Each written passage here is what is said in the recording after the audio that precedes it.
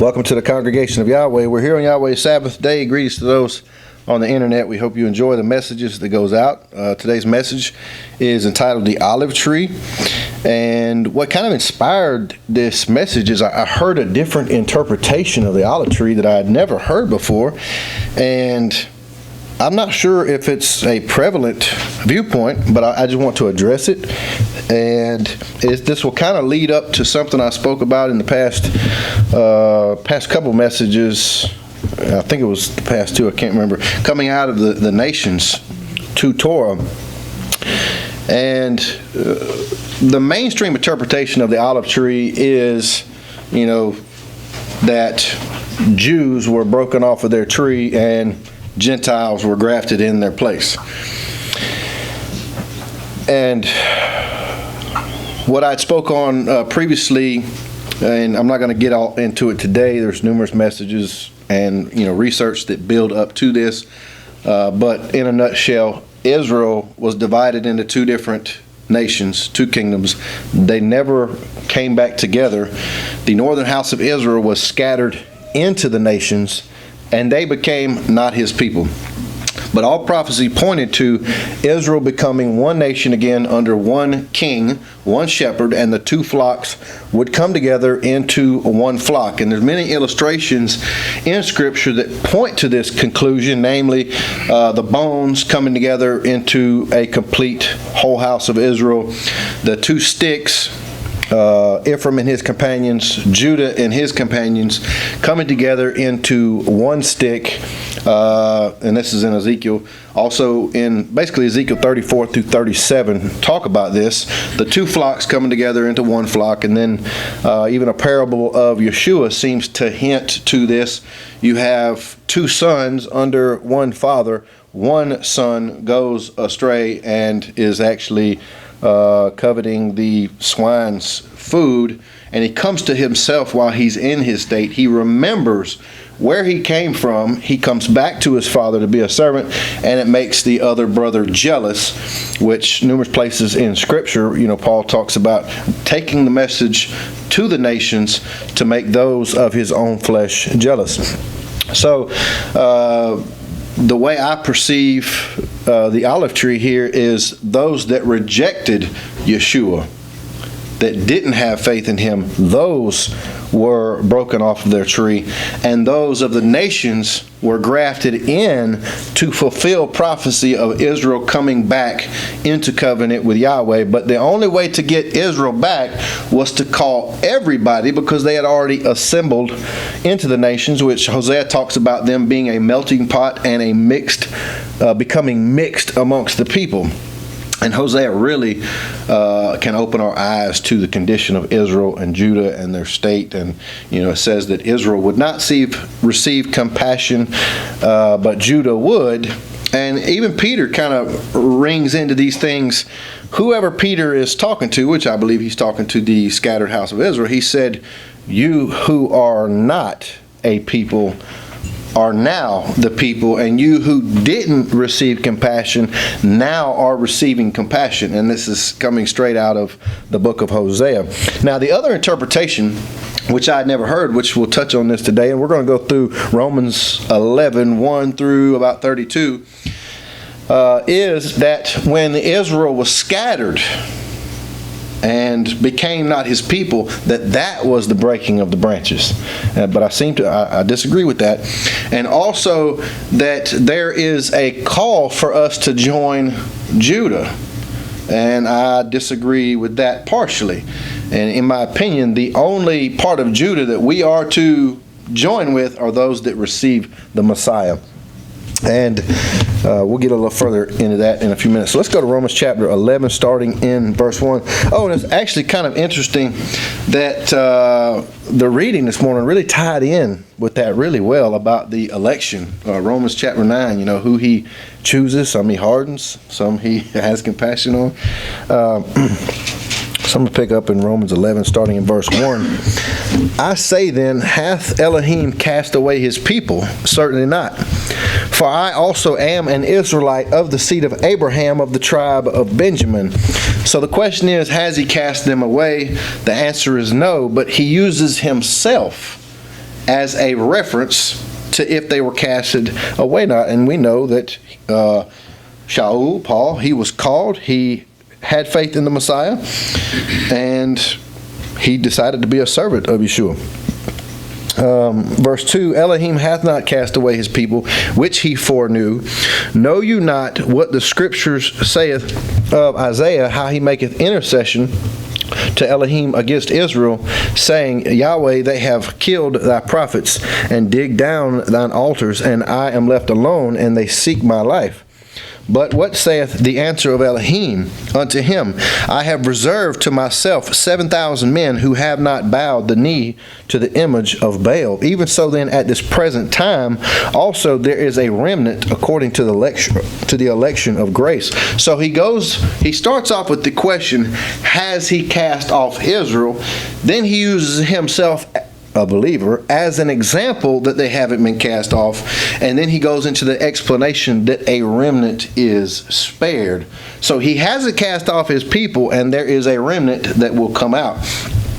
But what saith the answer of Elohim unto him? I have reserved to myself 7,000 men who have not bowed the knee to the image of Baal. Even so then at this present time also there is a remnant according to the election of grace. And just about all of chapter 9 and some of chapter 10 talk about this election, his will.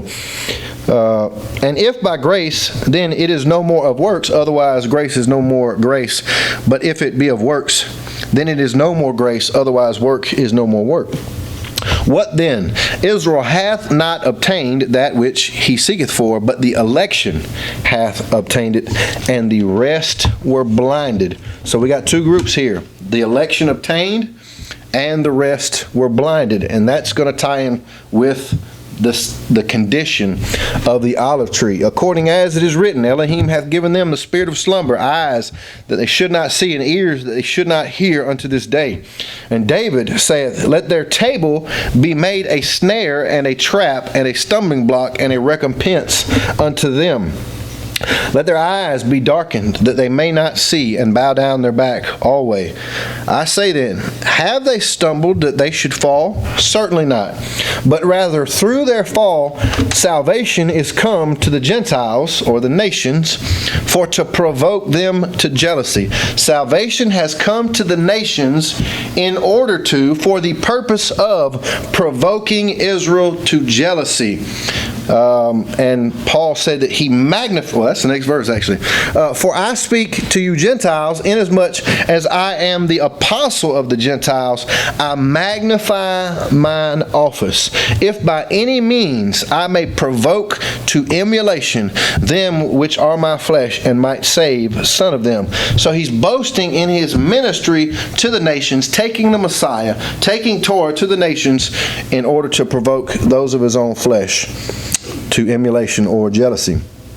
For if the casting away of them be the reconciliation of the world, what shall the receiving of them be but life from the dead?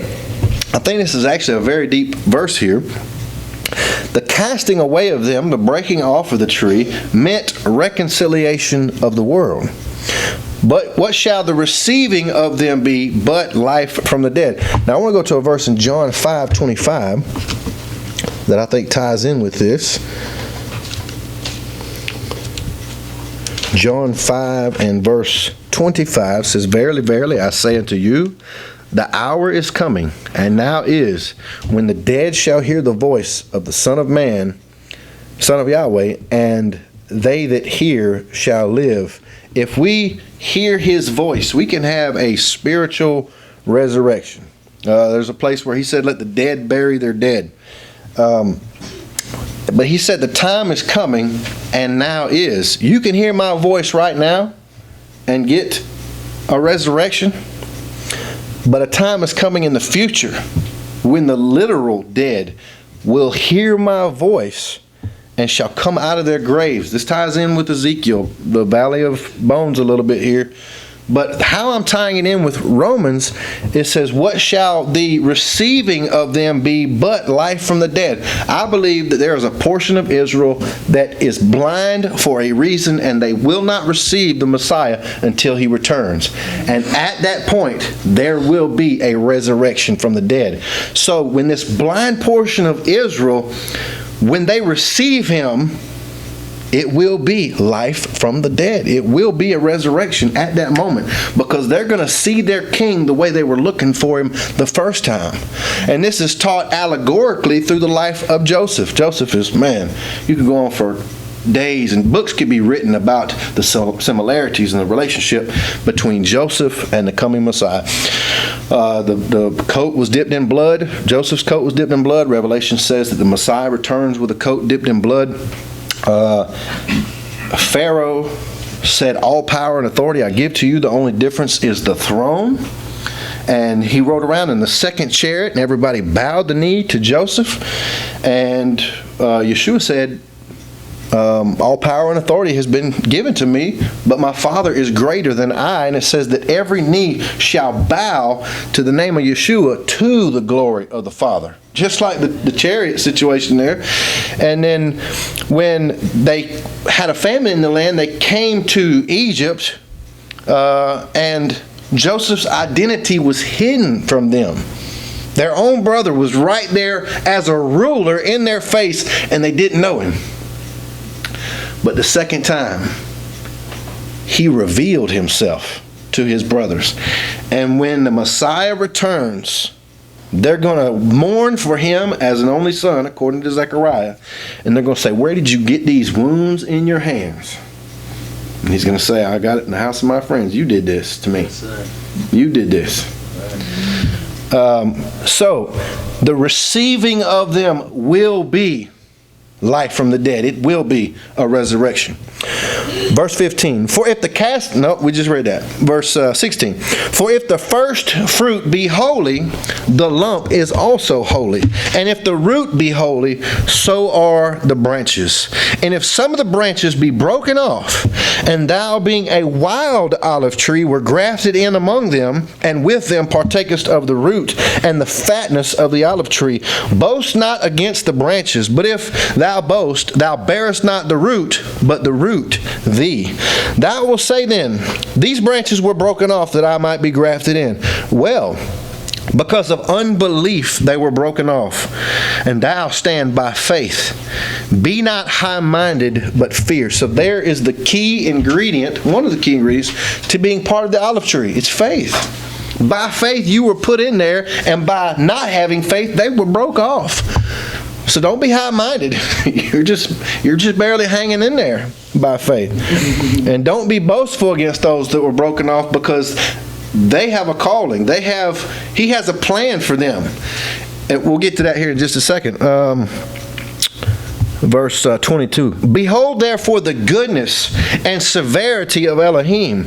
On them which fell, severity. It was harsh. These people carried Torah for, they had a calling to carry the Torah, but they carried it for thousands of years, and the reason we have it here today, but that same Torah was a stumbling block to some of them. But severity towards them, but towards thee, goodness, if you continue in his goodness. Otherwise, thou also shalt be cut off. That's a very good verse to tie in with the once saved, always saved doctrine there. And they also, if they abide not still in unbelief, shall be grafted in, for Elohim is able to graft them in again. So just because he took them off the tree doesn't mean they can't be put back. And I believe there will be a massive regrafting when Yeshua returns. But it'll be for those who are still walking in Torah. Those who still have a heart for Yahweh. Even though they didn't see the Messiah. And there's a lot of confusion going on out there as to why some people don't receive Yeshua. There's a really hard battle trying to get people not to believe. They call them anti-missionaries. They're out there fighting against missionaries that are trying to take Yeshua to the nations. Verse 24. For if thou were cut out of the olive tree, which is wild by nature. Another interesting thing here is they're both olive trees. So, and one is the natural olive tree, and one is wild, uncultivated, growing off on its own. How much more these, which be the natural branches, be grafted in to their own olive tree? For I would not, brethren, that you should be ignorant of this mystery. Anytime you see that, there's something deep going on. I don't want you to be ignorant of this mystery, lest you should be wise in your own conceits, that blindness in part is happened to Israel until the fullness of the nations, the Gentiles, be come in. There's a time period associated here. This is a mystery. I don't want you to be wise in your own conceits, but part of Israel is blind until they are blinded until a certain time. Blindness in part, a portion of, has happened to Israel until the fullness of the nations be come in. Now, the fullness of the nations it seems to be a direct quote from the blessing of Ephraim. He put his hand on Ephraim and said his seed would become the fullness of the nations. Ephraim was a massive house in Israel. Numerous, very numerous, huge. That's why the term Ephraim is used interchangeable for Israel. That's why it says the stick of Ephraim and Israel his companions, the stick of Judah and Israel his companions. Ephraim became the fullness of the nations. And when the fullness of the nations be come in, meaning when all the people come into faith and into covenant that are going to come in, their blindness will be removed. They're blind until the fullness of the nations be come in. And what happens at that point? Yeshua returns. The Messiah returns and removes their blindness. And so all Israel shall be saved. Who's all Israel? The olive tree.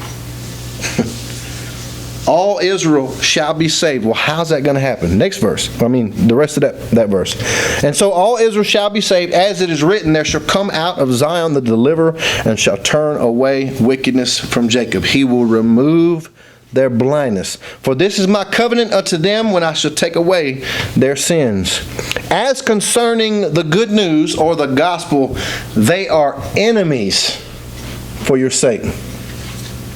If they do not receive the good news of Yeshua, they are your enemies. They're enemies to your message, and unless you reject Yeshua, they will not be one with you. They don't want to fellowship with you if you receive Yeshua. And they are enemies of that message.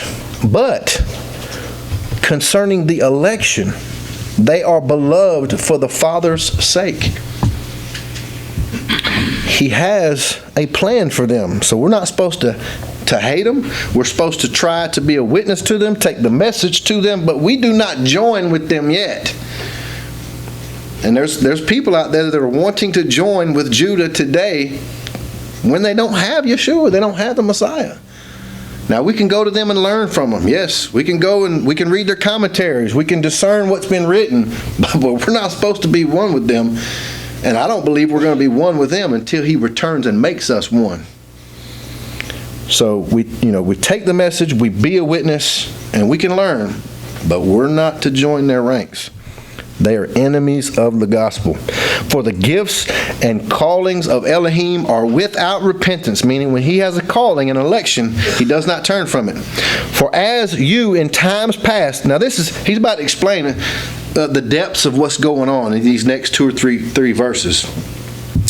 For as you in times past have believed Elohim, yet have now obtained mercy through their unbelief, even so have these also now not believed, that through your mercy they also may obtain mercy. For Elohim hath concluded them all in unbelief, that He might have mercy upon all. So what he's saying is, when we were amongst the nations, we did not believe. and now that we're they're in unbelief. So everybody at some point in time has been under unbelief so that we might all have mercy. Now, I want to just touch on a word here, remnant. We just read remnant in 11:5, I believe. Yes. Even so, then, at this present time, also, there is a remnant according to the election of grace. Everybody and their mama claims to be part of this remnant. All the isms and schisms and divisions out there, they're the remnant, they're the last ones, whatever. But I just want to point out some identifying marks to who this remnant is that's being called. And we see that the olive tree is Israel. Galatians chapter 3 says, if you're in the Messiah, you're the seed of Abraham, heirs according to the promise. The promise to Abraham was that his descendants would be as the stars of heaven and as the sand of the seashore. And ladies and gentlemen, we are the sand. We are the stars. We are a fulfillment of the promise through Yeshua. But what are some identifying marks of this remnant here? Also, we read that in 9 this morning. Let me go to chapter 9. He's quoting Hosea, and he's talking about the blessings coming upon the nations, Gentiles. And he says, as he saith also in Hosea, I will call them my people, which were not my people, and her beloved, which was not my beloved. And it shall come to pass that in the place where it was said unto them, you are not my people, there shall they be called the children of the living Elohim. And if you go back and read Hosea, it was talking about Israel becoming not his people. And right here in Romans, he's saying this is being applied to the Gentiles, to the nations. And let me scroll down to verse 30. What shall we say then? That the Gentiles, which followed not after righteousness, have attained to righteousness, even the righteousness which is of faith. But Israel, which followed after the law of righteousness, hath not attained to the law of righteousness. Wherefore? Why?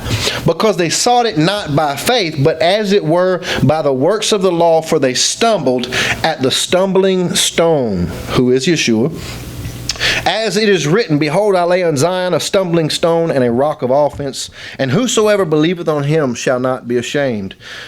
Chapter 10, verse 1. Brethren, my heart's desire and prayer to Elohim for Israel is that they might be saved. For I bear them record that they have a zeal of Elohim, but not according to knowledge. For they, being ignorant of Yahweh's righteousness, and going about to establish their own righteousness, have not submitted themselves to the righteousness of Elohim. For the Messiah is the end of the law for righteousness to everyone that believes.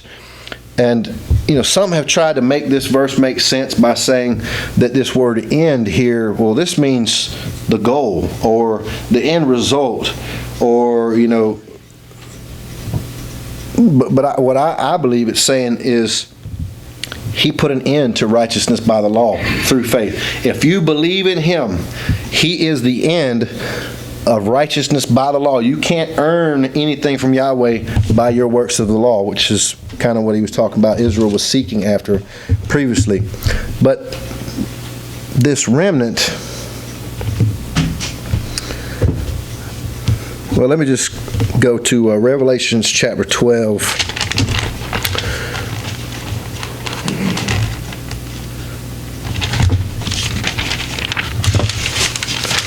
Revelations chapter 12, it talks about the woman clothed with the sun, and she was with child, and the dragon went to make war with the remnant. I believe this is talking about Israel. This is the birth of the Messiah here.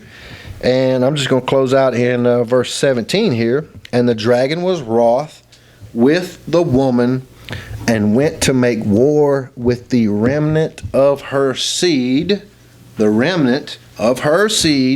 which keep the commandments of Yahweh and have the testimony of Yeshua. If you claim to be part of this remnant and you're not obeying Yahweh's commandments, we're missing something. Chapter 14 in verse 12. Here is the patience of the saints. Here are they that keep the commandments of Yahweh and the faith of Yeshua. Earlier I said, in Galatians chapter 3 it says that if you're in the Messiah, you're the seed of Abraham. Well, in John chapter 8, they said, we're Abraham's seed. And he said, well, if you were Abraham's seed, you do the works of Abraham. So the evidence of being that remnant, that seed of Abraham, is your works. And in Genesis chapter 26, verse 5, it says that the promise was coming from Abraham to Isaac, to Jacob, and to the seed, because Abraham obeyed my voice, kept my statutes and my laws long before Mount Sinai. Hallelujah.